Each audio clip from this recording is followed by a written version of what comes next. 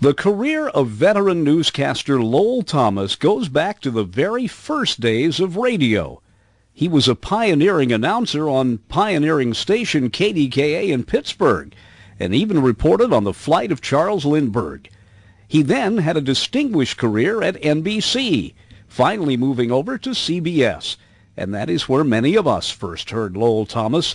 But along the way he wrote books, an enormous book about Lawrence of Arabia, traveled the world, did documentaries. He narrated newsreels that millions watched every week in theaters, narrated adventure shows for television, and continued to do his Monday through Friday 15-minute newscast on CBS. Finally, CBS shortened his time from 15 minutes a night to 5 minutes, and 2 of those minutes were devoted to commercials.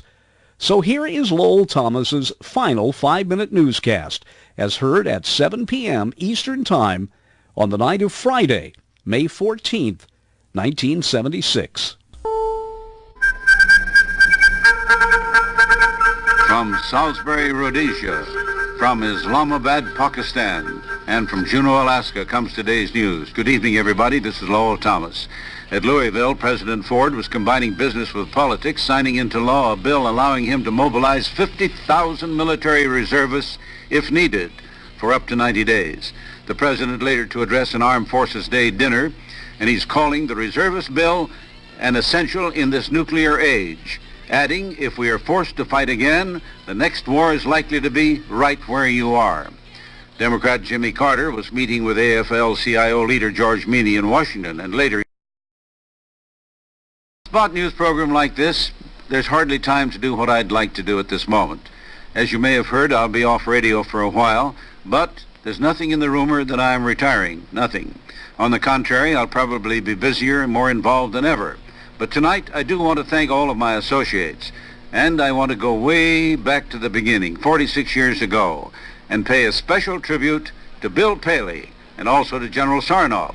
They were the first to put me on the air with what has been the longest-running broadcast of any sort, not just news.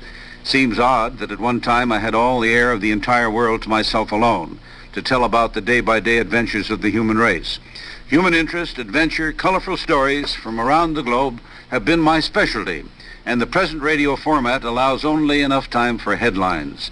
To the members of my staff and to my colleagues with whom I have worked here at CBS and for many years at NBC and the other networks too, ABC before it was ABC, it's impossible to tell them how grateful I am. And the same to all of you who have been listening. I'll be off on a brief vacation, perhaps doing some glacier skiing in the mountains of British Columbia and Alaska.